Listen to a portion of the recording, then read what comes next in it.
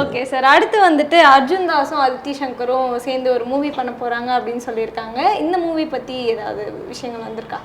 இல்லை, அந்த movie director பேர் வந்து விக்னேஷ்னு நினைக்கிறேன், ஒரு புதுமுகம். அது இந்த குட் நைட் படம் பண்ண நிறுவனம் பண்ணுது. இப்போ பொதுவாக அந்த நிறுவனத்தின் மீது ஒரு நம்பிக்கை இருக்குது. ஏன்னா அவங்க படம் பண்ணால் நல்ல படமாக தான் இருக்கும் அப்படிங்கிற எண்ணம் ஒன்று இருக்குது. அதிதிக்கும் பெருசாக படங்கள் இல்லை. இப்போ சமீபத்தில் அவங்க நடித்த படங்கள் ஒன்றும் பெருசாக இல்லை. அதே மாதிரி அவங்க அறிமுகமாகி அந்த படம் ஒரு மிகப்பெரிய இடத்த பிடிச்சதான்னா அதுவும் இல்லை. அப்போ இந்த சூழலில் இப்படி ஒரு நிறுவனம் ஒரு கதையோடு வரும்பொழுது ஒருவேளை இந்த படம் கூட அவங்களுக்கு ஒரு புது வாய்ப்பாக கூட இருக்கலாம், இந்த இண்டஸ்ட்ரியில் ஸ்ட்ராங்காக நிற்கிறதுக்கு. ஆமாம். ஓகே சார், இப்போ இந்த ராயன் படத்தோட ரிலீஸ் டேட் வந்துட்டு மாறி மாறி வந்து சொல்லிட்டு இருந்தாங்க. இப்போ அந்த படத்தோட ஆடியோ லான்ச் வந்து ஜூலை 2nd வீக் சொல்லியிருக்காங்க. இது கம்பல்சரி நடந்துருமா, இல்லை இதுவும் டேட் மாற்றத்துக்கு வாய்ப்பு இல்லை? இல்லை, அது மாற்றுவதற்கு வாய்ப்பு இல்லை. ஆமாம், ஏன்னா அது அந்த படத்தில் வந்து ஏதோ சின்ன சின்ன இஷ்யூஸ் இருந்துச்சு. அதை வந்து திரும்ப மறுபடி தனுஷ் செஞ்சு கொடுக்க வேண்டிய சூழ்நிலையில் இருந்தார். அதை பண்ணி கொடுத்துட்டாரு அவர். இப்போ இதுக்கப்புறம் ரிலீஸ் தான், ப்ரொமோஷனில் இறங்கிடுவோம். ஓகே சார், இப்போ இந்தியன் 2 படம் வந்துட்டு எதிர்பார்ப்புகள் நாளுக்கு நாள் வந்து அதிகமாகிட்டே இருக்குது. இப்போ ரீசெண்டாக வந்து சங்கர் சாருக்கும் கமல் சாருக்கும் ஏதோ பிரச்சனை, அதனால கமல் சார் வந்துட்டு இந்தியன் 2 படத்தோட ப்ரொமோஷனுக்குலாம் எதுக்கும் வரமாட்டார் அப்படின்ற மாதிரி சொன்னாங்க. ஆனால் ரீசெண்டாக ட்ரெய்லர் லான்ச்சில் வந்துட்டு 2 பேரும் எந்த பிரச்சனையும் இருக்க மாதிரி வந்துட்டு எதுவுமே தெரியலை. ஏதாவது சண்டை இருந்ததா, இல்லை சமாதானம் ஆயிட்டாங்களா, இல்லை எதுவுமே இல்லையா சார்? அதில் சங்கருக்கும் கமலுக்கும் இப்போதைக்கு எந்த சண்டையும் இல்லை.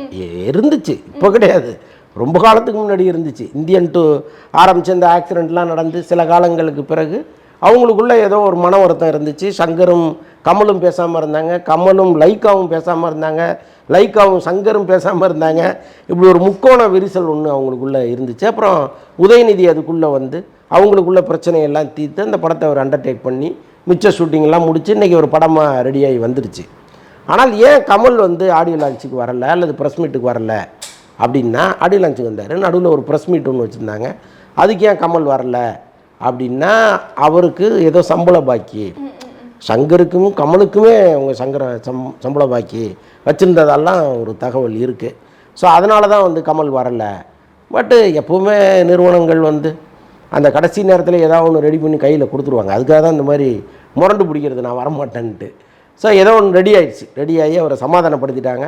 இப்போ எல்லா இடங்களுக்கும் அவர் போகிறாரு, ப்ரொமோஷனுக்கு போகிறாரு. அப்போது பிரச்சனை சால்வ் ஆகிடுச்சுன்னு தானே அர்த்தம். ஓகே சார், ட்ரெய்லர் வந்து எப்படி நீங்கள் எதிர்பார்த்தீங்க? உங்களை பொறுத்தவரைக்கும் எப்படி இருக்குது ட்ரெய்லர்? என்னை பொறுத்தளவுக்கு எனக்கு ரொம்ப பிடிச்சிருக்கு. சோஷியல் மீடியாவில் பல பேர் நீங்கள் பாராட்டுகிற அளவுக்கு இது ஒன்றும் அப்படிலாம் இல்லை, ஒரு ஆவரேஜ் ட்ரெய்லர் தான் பல பேர் கருத்துக்களை சொன்னால் கூட எனக்கு இதற்கு முன்பு வந்து இந்தியன் 2 தொடர்பான எல்லா விஷயங்களையும் விட இது பெட்டராக இருக்குது. ஓகே. ஸோ அந்த வகையில் இது வந்து நல்ல ட்ரெய்லர்னே நான் சொல்லுவேன். இன்னொன்று, இப்போ ஒரு இவ்வளவு அழுத்தமான ஒரு கருத்தோடு இந்த படம் வருது. பொதுவாகவே சங்கர் சார் படத்தில் வந்து கருத்துக்களுக்கு ஒரு பெரிய முன்னுரிமை இருக்கும். அவர் கருத்தின் மீது இருவேறுபட்ட கருத்துக்கள் எல்லாருக்கும் இருக்கும். ஆனாலும் அவர் சொல்ல வரதை ரொம்ப ஸ்ட்ராங்காக சொல்லுவார் எப்போவுமே.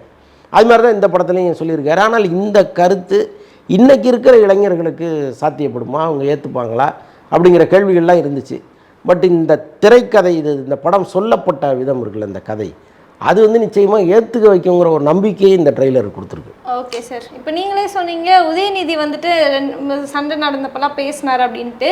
இந்தியன் 2 வரத்துக்காக முக்கிய காரணமாக உதயநிதியும் இருந்திருக்காரு. ஆனால் இப்போது நடக்கிற இந்த ப்ரெஸ் மீட் அந்த மாதிரிலாம் இவருக்கும் அதுக்கும் அந்த இந்தியன் 2க்கும் உதயநிதிக்கும் சம்மந்தமே இல்லாத மாதிரி இருக்காரு. அவர் வரலாம்ல? இல்லை, ரெட் ஜெயிண்ட்டுங்கிற பேர் நிச்சயமாக அதில் வந்திருக்கும், நீங்கள் பார்த்துருப்பீங்க விளம்பரங்களில் எல்லாத்துலேயுமே ரெட் ஜெயிண்ட் வரும்.